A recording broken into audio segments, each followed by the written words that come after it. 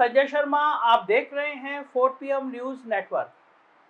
आपके बच्चे ने अगर पढ़ाई लिखाई पूरी कर ली हो, तो तैयारी कर रहा हो नौकरी की, वो तैयारी कर रहा हो अपनी एक नई दुनिया बसाने की, तो थोड़ा रोकिए उसको।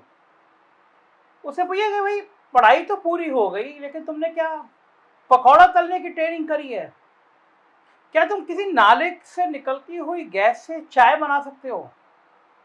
और देखिए साहब, अगर ये नहीं की है ना, तो उससे कहिए कि पहले ही कर ले। पहले वो पकौड़ा बनाना सीख ले, पहले वो नाले की गैस से चाय बनाना सीख ले, क्योंकि अब बेरोजगार रहना ही रहना है उसको। नौकरियां हैं नहीं। नेताओं ने अपनी एक नई दुनिया बसा ली है, जिसमें वो एक के बाद एक दौलत के अंबार लगाते जा रहे हैं। बची कुछ कसर जो है वो अडानी भैया और अंबानी भैया पूरी करते जा रहे हैं। अपने अडानी भैया दुनिया के दूसरे नंबर के सबसे अमीर हो गए हैं। इस बात के लिए आप जश्न मना सकते हैं और कह सकते हैं कि भारत बदल रहा है, भारत दुनिया की सबसे बड़ी ताकत बन रहा है। देखिए ना, हमारे अडानी जी दुनिया की नंबर 2 की ताकत बन गए हैं। मैं कभी कभी ये नहीं समझ पाता कि मोदी जी को कितना कॉन्फिडेंस है इस बात का कि उनको लगता है कि 2024 में ये बेरोजगार उनका कुछ बिगाड़ ही नहीं पाएंगे। उनको लगता है ये हिंदू मुसलमान का कार्ड इतना मजबूत है कि ये देश भर में ये जो बेरोजगार गुस्से से उबल रहे हैं, ये कुछ कर ही नहीं पाएंगे। मुझे लगता है यही बड़ी भारी गलतफहमी इस बार 2024 में शायद दूर होने वाली है। जितने नौजवानों से मैं बात करता हूँ, आज मैंने सुबह से मुझे लगा इस पर बात करनी चाहिए, तो मैंने दिल्ली कुछ नौजवानों से बात करी, जो छात्र नेता हैं उनसे बात करी, जो नौजवान हैं उनसे बात करी, कुछ विश्वविद्यालयों के प्रोफेसर से बात करी और समझने की कोशिश करी कि नौजवानों की पीड़ा क्या है, नौजवानों की तस्वीर क्या है, इस बदलते हुए भारत में नौजवानों के सपने कहाँ हैं, क्या हैं, और इन सपनों को पूरा करने की उसकी महत्वाकांक्षा क्या है और वो नेतृत्व से क्या चाहता है।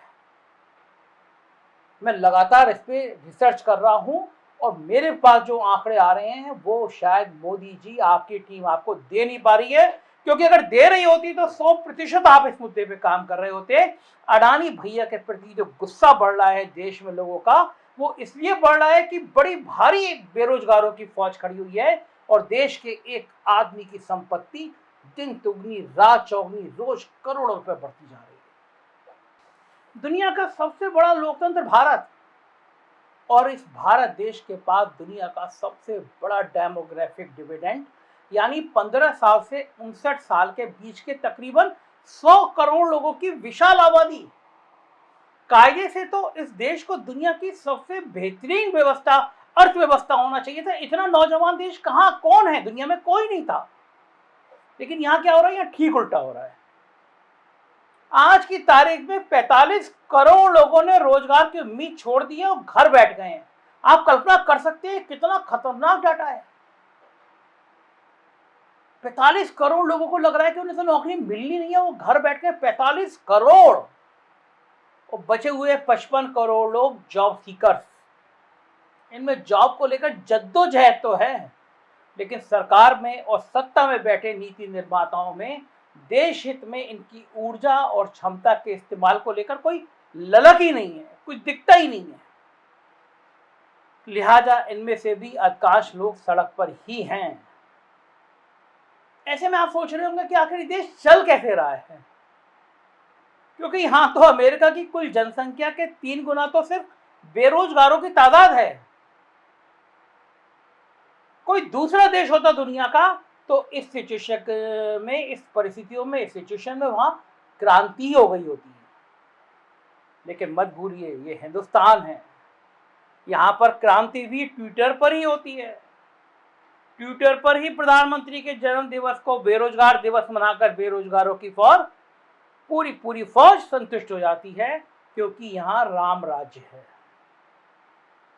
रोजगार और अवसर से बड़ा मुद्दा ज्ञानवापी, मथुरा और लव जिहाद है। दुनिया के दूसरे देशों में छात्रों को पढ़ाने के लिए यूनिवर्सिटियों में प्रोफेसर बहाली, उनकी तैनाती पर जोर दिया जाता है, लेकिन हमारे यहाँ यूनिवर्सिटी में राष्ट्रवाद की भावना पैदा करने के लिए जेएनयू में टैंक लगाने की बात की जाती है। टैंक के सहारे दुनिया में कहीं राष्ट्रवाद आया हो तो हमें कमेंट बॉक्स में जरूर बताइएगा। लेकिन इस टैंक राष्ट्रवाद के दौर में पिछले 7 सालों में बेरोजगारी कितनी बढ़ी है, जरा मैं ये आंकड़ा भी आपको बताता हूं, गौर से करिएगा, नोट कर लीजिएगा, डायरी लेके बैठिएगा मैं जो बोलने जा रहा हूं। 2016 में मोदी जी के सरकार बनने के 2 साल बाद 2016 में बेरोजगारी दर 3.2% थी। फिर नोट कर लीजिएगा, 2016 में 3.2% थी। एक साल बीता, 2017 में ये 0.1% बढ़ी, 3.3% हो गई। और फिर 2018 में, यानी 4 साल में जब आपको बहुत बड़े बड़े सपने दिखाए गए थे, आपको दुनिया की सबसे बड़ी ताकत बनाने की बात की गई थी, उन 4 सालों में बेरोजगारी दर 2018 में 11.8, 3 गुने से भी ज्यादा हो गई। 2019 में और रिकॉर्ड टूटा, 13.9% हो गई। 2020 में ये 16.8% हो गई। 2021 में 11.6 और 2022 में 13.9% बेरोजगार दर हो गई। और ध्यान रखिए, ये जो आंकड़े बता रहा हूं, जो आप चार्ट में देख रहे हैं, ये सरकारी आंकड़े हैं, सरकार के रिकॉर्ड में हैं। एक्चुअल फिगर तो इससे कहीं ज्यादा बड़ी है।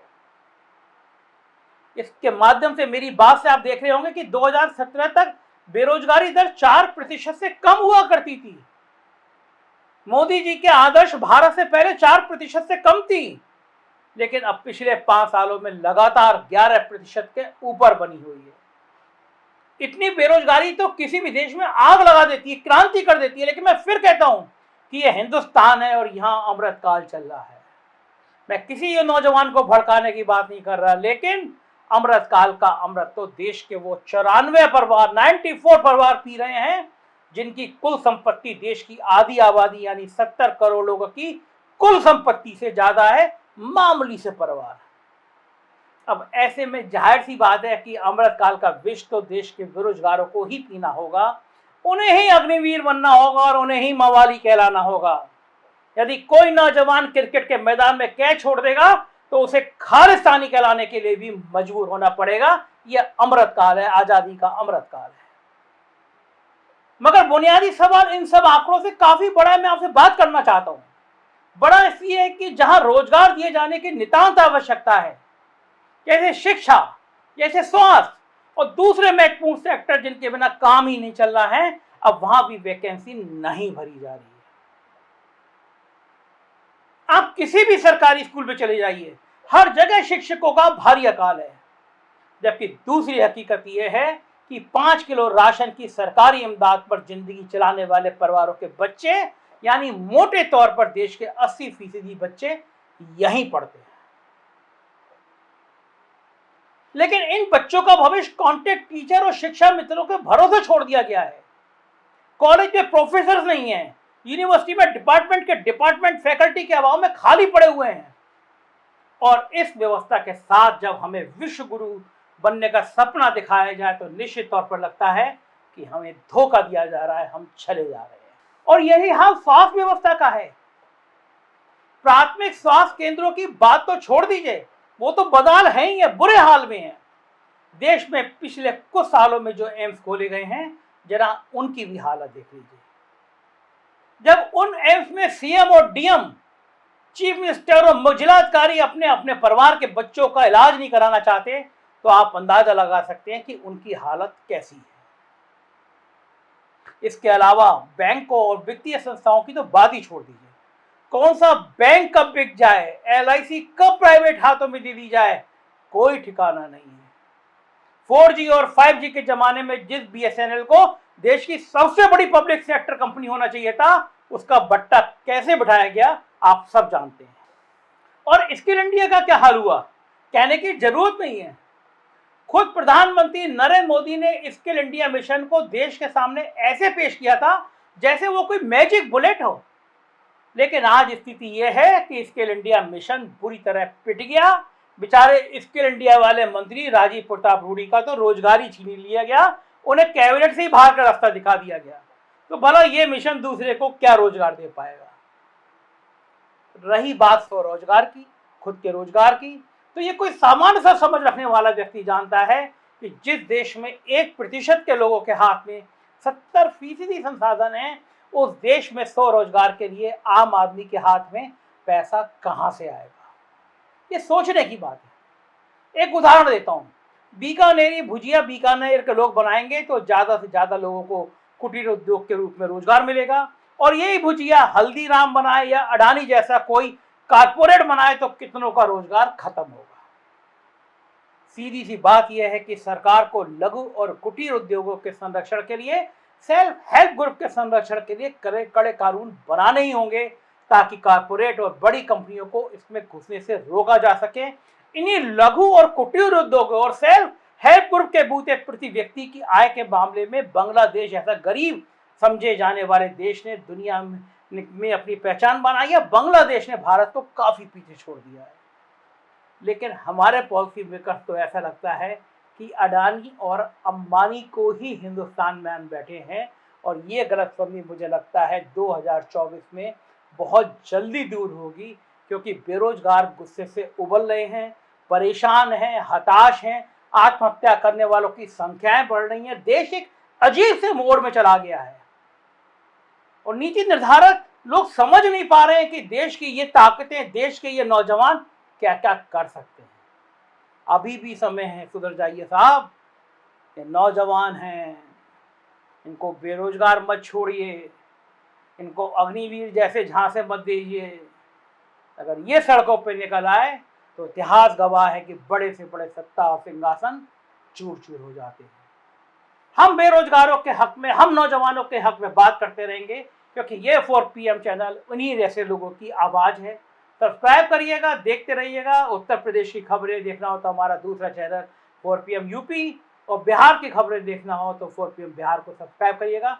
शुक्रिया अपना समय देने के लिए। Thank you.